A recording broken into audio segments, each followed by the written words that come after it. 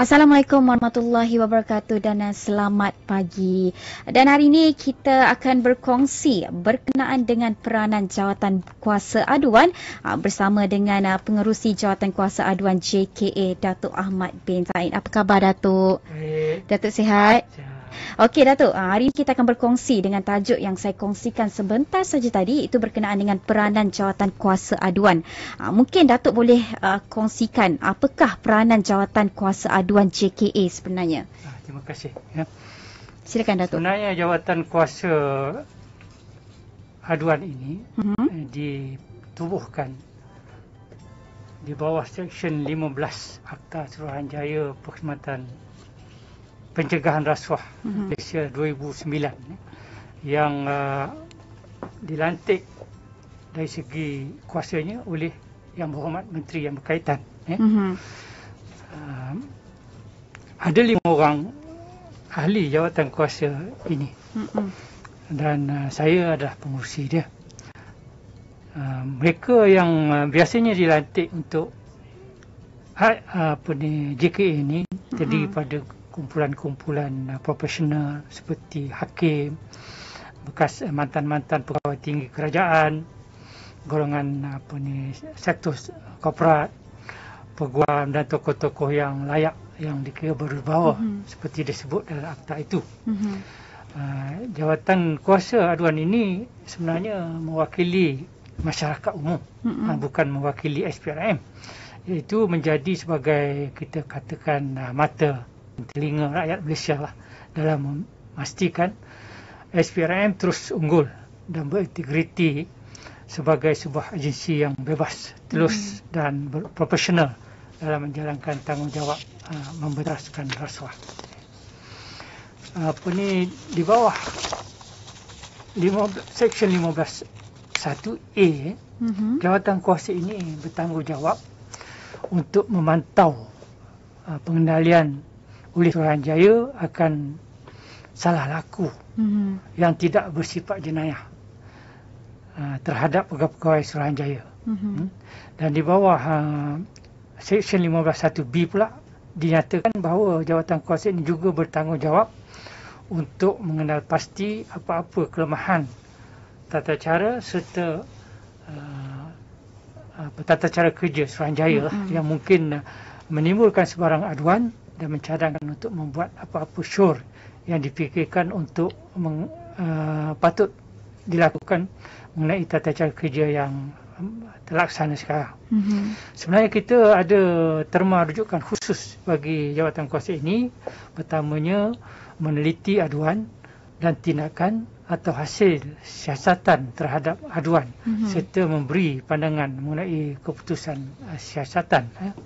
Yang kedua, kita juga meneliti jenis kesalahan yang dilakukan oleh pegawai SPRM dan mencadangkan langkah-langkah untuk meningkatkan kecekapan dan kebolehan pegawai melaksanakan tugas.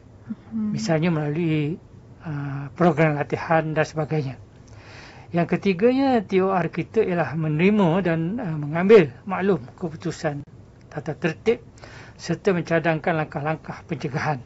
Dan terakhirnya, iaitu yang keempat, kita membuat semakan terhadap tata cara kerja dan memperlakukan penambahbaikan meliputi prosedur kerja dan keperluan logistik yang berkaitan. Di mana empat itu merupakan terma rujukan jawatan kuasa. Dan bagaimana pula mungkin Datuk boleh kongsikan sedikit statistik berkaitan salah laku ataupun tindakan yang telah diambil terhadap pegawai SPRM terutamanya untuk tempoh 5 tahun. Ya. Kalau tempoh 5 tahun ya, kita ambil daripada tahun 2016 hingga setakat Oktober 2021, kita telah mengambil tindakan terhadap 63 orang warga SPRM. Dan dalam tindakan itu melibatkan juga hukuman buang kerja ke atas 13 orang staf SPRM. Dan kesalahan-kesalahan yang kita dapat kenal pasti daripada tindakan-tindakan tertentu itu ialah salah laku pegawai, cuai dalam bertugas, tidak adil bertugas, dan juga ada yang terbabit dalam aktiviti jenayah. Bagaimanapun, dalam tempoh ini juga kita telah mengambil inisiatif mencadangkan penambahbaikan. Banyak penambahbaikan telah kita kemukakan. Saya boleh sebut beberapa contoh, misalnya berkaitan dengan ketidakkepatuhan dalam pengendalian barang kes, kelemahan dalam pengendalian dokumen terperingkat, pemeriksaan prosedur siasatan dan keperluan logistik. Dan kita juga telah mencadangkan penambahbaikan sehingga SPRM sendiri telah pun menyediakan SOP yang berkaitan. Dan itulah merupakan orang kata tindakan yang telah diambil terhadap pegawai-pegawai yang orang kata terbabit dengan kesalahan-kesalahan. Baru-baru ini terdapat beberapa kes yang menimbulkan persoalan terhadap integriti pegawai-pegawai SPRM terutamanya. Walaupun bilangannya kecil, ia menimbulkan persepsi yang negatif terutamanya di mata masyarakat terhadap SPRM sebagai orang kata agensi pencegah rasuah. Mungkin boleh Datuk kongsikan ataupun Datuk berikan ulasan daripada kes-kes tersebut. Ya, kita sedia maklum bahawa kes-kes ini masih dalam siasatan dan sabitan belum lagi dibuktikan. Walau bagaimanapun, setiap kes yang melibatkan pegawai SPRM dalam rasuah, salah laku atau sebarang aktiviti jenayah pasti akan mengundang persepsi negatif terhadap organisasi keseluruhannya, walaupun segelintir sahaja yang mungkin terlibat. Sebagai pengurusi JKA, saya memandang serius perkembangan negatif ini. Saya memberi jaminan bahawa isu seumpama ini tidak akan terlepas dan pasti ada tindakan sekiranya ia benar dan terbukti berlaku. Yang lebih penting adalah kita mengambil tindakan-tindakan yang seterusnya supaya tomahan begini tidak berulang atau tidak timbul langsung yang melibatkan mana-mana pegawai SPRM. Ya. Okey, baiklah. Kita berehat seketika. Kejap lagi kita akan sambung berkenaan topik kita pada hari ini, iaitu kita akan kembali selepas ini dan kita berehat seketika FM, My Anti-Corruption Channel.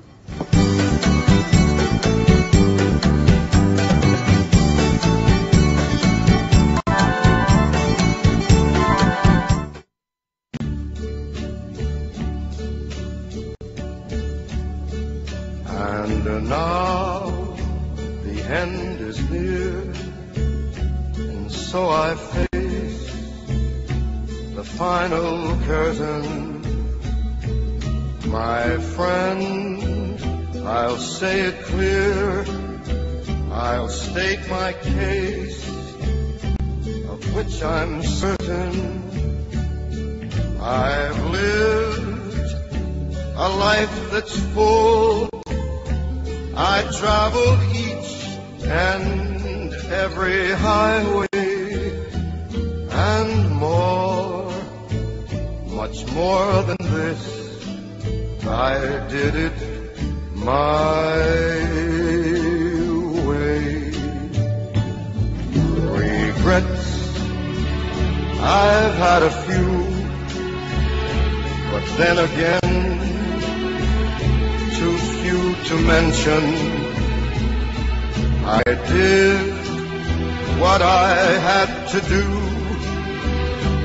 saw it through without exemption.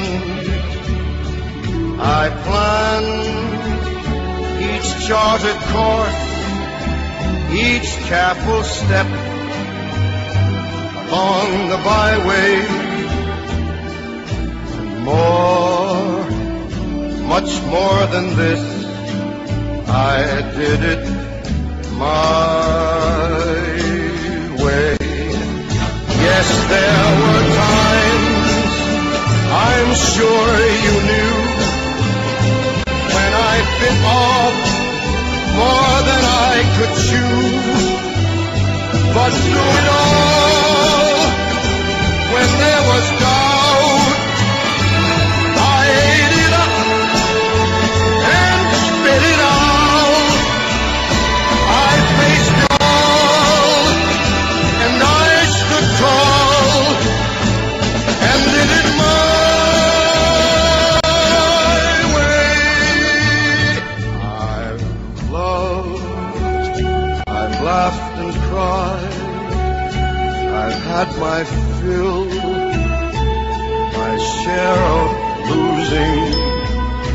And now, as tears subside, I find it all so amusing to think I did all that.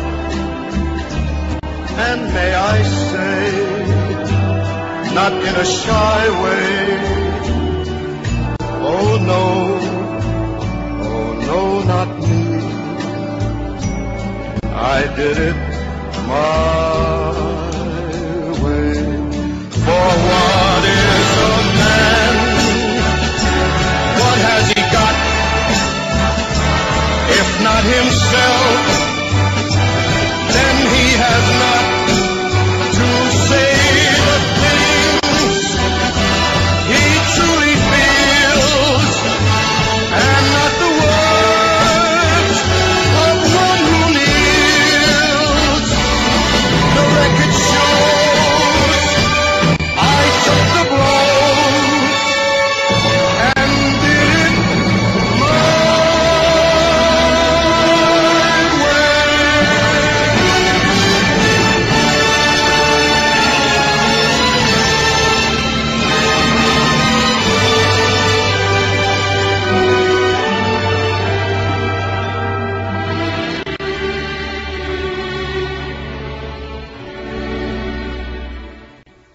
Yes, it was my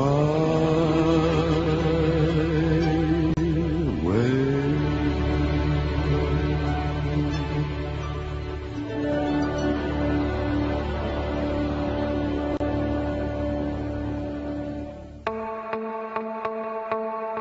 Rasuah merupakan satu kesalahan di sisi undang-undang.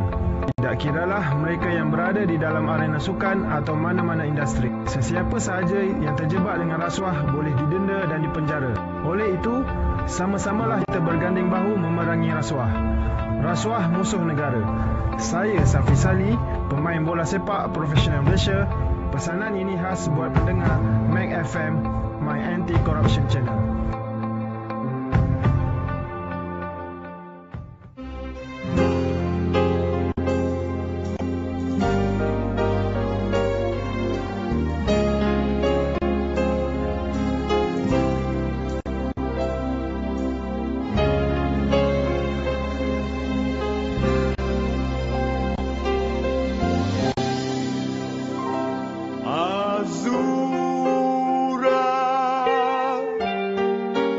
Sinar di matamu, lembut hatimu mesranya sayang. Azura, senyumku terbayang, tanpamu ku sepi.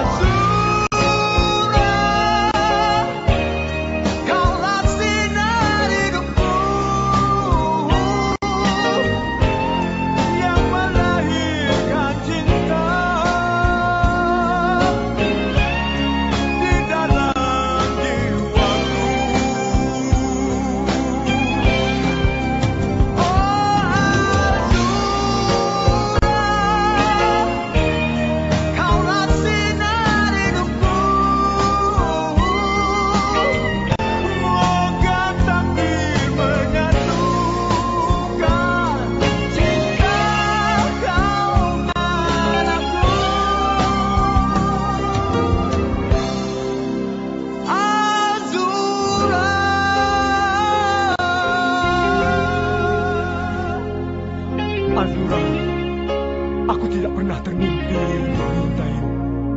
Tapi suratan takdir telah menentukan kita. Lalu aku cuma cinta padamu.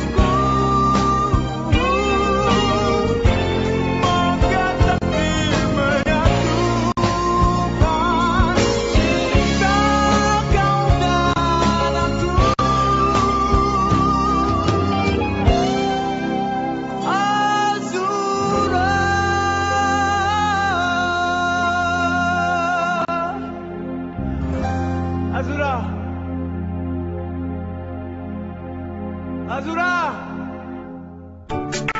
Tahukah anda, kini streaming radio Mac FM boleh didengari dengan cara yang lebih mudah. Layari sahaja laman sosial Facebook Mac FM dan anda boleh dengarkan di Facebook Live Mac FM dari jam 9 pagi hingga 9 malam. Saya Izzuan Azir Saleh, saya sokong Mac FM.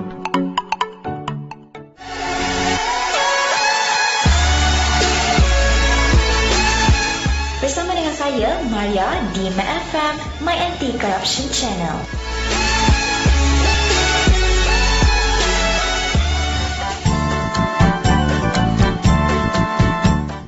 MFM My Anti-Corruption Channel masih bersama saya Maria pada hari ini, dan saya tak berseorangan sebenarnya, bersama dengan Datuk Ahmad bin Said, iaitu Pengerusi Jawatan Kuasa Aduan JKA, dan topik kita pada hari ini berkenaan dengan peranan Jawatan Kuasa Aduan. Dan tadi kita dah kongsikan berkenaan dengan sedikit latar belakang, fungsi dan juga tanggungjawab, dan sekarang ni nak kongsi juga, saya nak tanya Datuk, apakah sebenarnya tindakan-tindakan berhubung aduan yang diterima terhadap pegawai SPRM? Mungkin Datuk boleh kongsikan antara tindakan yang dilakukan.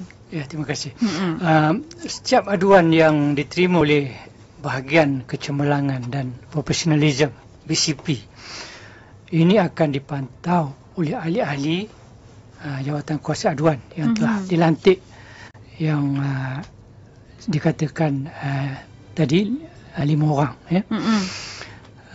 Pihak kami juga telah memberi pandangan yang sesuai untuk tindakan setiap aduan tersebut. Selain itu, pihak kami juga akan berbincang dengan wakil daripada pengurusan tertinggi SPRM, seperti Timbalan Ketua Putrajaya, bahagian profesional dan pengurusan SPRM, Datuk Jennifer, dan kita juga bincang tentang prosedur dan tindakan wajar yang perlu diambil oleh SPRM bagi aduan yang diterima itu. JKA juga mengalu-alukan tindakan yang diambil oleh SPRM sendiri terhadap warganya, termasuk kes tangkapan dan pendakwaan bagi membuktikan keterusan SPRM. Dalam menjalankan kuasa yang diberikan, JKA juga akan dibantu oleh BCP tadi, iaitu bahagian kecemerlangan dan profesionalism, yang melaksanakan tugas-tugas selaras dengan penubuhan seperti yang saya boleh nyatakan. Misalnya, BCP ini menyiasat berkaitan dengan pelanggaran salah laku oleh warga SPRM, di mana tindakan pengesanan dan pengesahan terhadap aduan diterima. Yang keduanya, pengurusan tata tertib di SPRM adalah berkaitan dengan prosedur tindakan tata tertib terhadap warga SPRM yang didapati telah melanggar kesalahan di bawah peraturan-peraturan pegawai awam kelakuan dan tata tertib 1993. Yang ketiga, pengukuhan integriti adalah program yang dilaksanakan untuk meningkatkan dan memberi kesedaran berkaitan integriti kepada warga SPRM melalui taklimat integriti, tazkirah agama, kaunseling, program motivasi, jati diri dan lain-lain. Yang keempat, pengurusan aduan dalam SPRM adalah berkaitan dengan pengurusan aduan dari segi saluran penerimaan aduan dan proses tindakan kepada aduan. Tujuannya adalah untuk memastikan keterusan SPRM dalam mengendalikan aduan dari pihak luar atau dalaman SPRM sendiri. Yang kelimanya, pematuhan terhadap undang-undang dan SOP SPRM adalah bertujuan untuk memastikan warga SPRM mematuhi prosedur dan arahan yang berkuat kuasa, serta meningkatkan integriti warga SPRM melalui pematuhan SOP, tata cara kerja dan pelaksanaan ujian integriti seperti ujian saringan awal air kencing bagi mengenal warga SPRM tidak menyalahgunakan dadah, ketum dan bahan-bahan terlarang lain. Seterusnya, yang keenam, pengurusan tadbir urus dalaman SPRM bertujuan untuk memastikan sistem tadbir urus, peraturan dan arahan yang sedia ada adalah relevan serta tiada kelemahan yang boleh menyebabkan berlakunya isu rasuah dan pelanggaran integriti. Antara program yang dilaksanakan seperti pelaksanaan Pelan Anti Rasuah SPRM, Mesyuarat Jawatan Kuasa Anti Rasuah dan lain-lain. Dan Sekretariat bagi Jawatan Kuasa Aduan berfungsi untuk menguruskan berkaitan pengurusan jawatan kuasa aduan dari segi saluran aduan, pelaporan, tindakan dan cadangan penambahbaikan.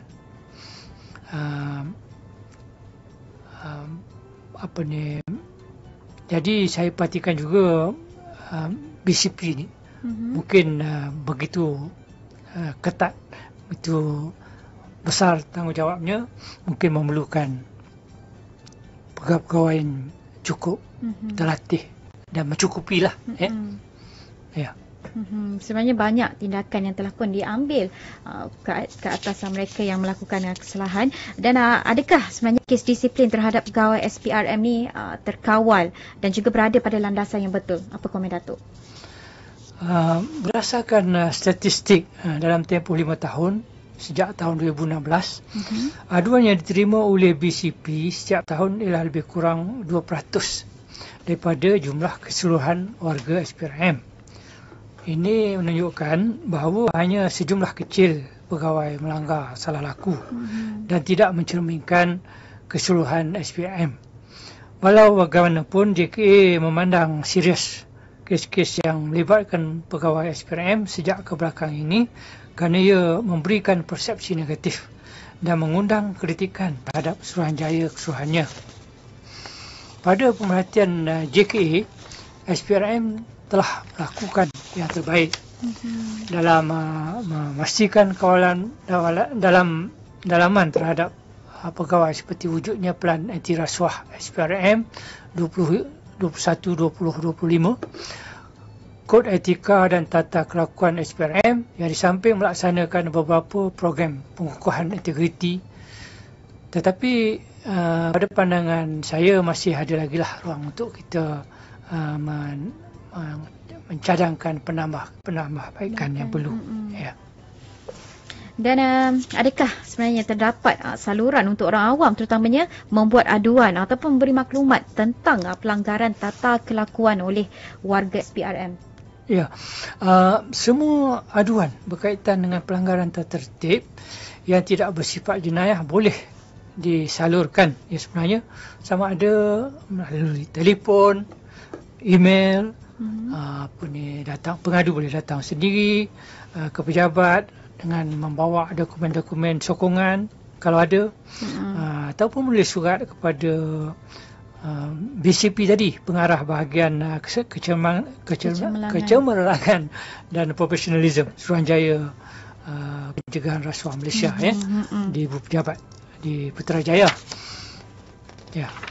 Banyak sebenarnya boleh salurkan maklumat kepada SPRM. Dan akhir sekali Datuk, apakah nasihat ataupun peringatan Datuk sendiri kepada warga SPRM dalam menjaga tata kelakuan demi kepentingan organisasi? Ya, masalah integriti ialah masalah yang berterusan. Tiada kesudahan. Dalam konteks ini, selagi ada SPRM dengan amanahnya, yakni menguatkuasakan akta-akta apa yang ada, terutamanya akta SPRM. SPRM harus sentiasa peka kepada teknologi dan kaedah-kaedah baru yang digunakan untuk mengesan salah laku dan rasuah baik di luar maupun di dalam organisasi untuk memelihara integriti penubuhan SPRM sendiri. Sebab itu SPRM harus memperhalusi program-program integriti yang sedia ada dan menguji keberkesanannya dari semasa ke semasa. Begitu juga sentiasa mencari kaedah untuk menambah baik sistem yang sedia ada ataupun mewujudkan sistem integriti baru yang mampu mengesan dan menutup segala peluang rasuah dan salah laku dalam kalangan warga kerjanya. Keperluan periksian harta, sistem e-vetting yang menyemak latar belakang setiap warga kerja harus diperketatkan, diperhalusi dan dijalankan pada kitaran jangka masa yang lebih kerap. Bagi memastikan setiap pegawai tidak ada peluang untuk melakukan aktiviti yang bertentangan dengan kod etika kerja dan peraturan-peraturan pegawai awam kelakuan dan tata tertib 1993. Untuk makluman, SPRM sudah menjalankan banyak program integriti saya perhatikan untuk warga kerjanya.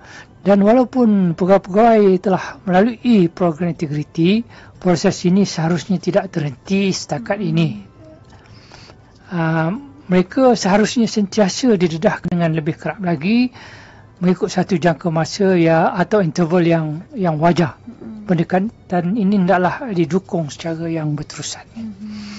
Dalam kata lain, semua pegawai SPRM seharusnya menyedari bahawa mereka sebagai individu atau sebuah organisasi tidak boleh sama sekali mengingkari. Mereka sentiasa perlu mendukung prinsip-prinsip integriti. Program-program pengukuhan integriti perlu diteruskan dan dijadikan sebagai program tahunan. Program tersebut perlu melibatkan seluruh peringkat termasuk di peringkat negeri dan juga cawangan. Peruntukan kewangan untuk mengadakan program memperkasakan integriti ini perlu ditambah agar tidak menjadi kekangan untuk melaksanakannya. InsyaAllah. Okey, baiklah. Saya rasa sampai di sini sahaja temu bual kita pada hari ini. Terima kasih kepada Dato' Ahmad bin Said kerana sudi bersama kita pada hari ini. Sudi luangkan masa bersama kita pada hari ini. Terima kasih, Dato'. Terima kasih.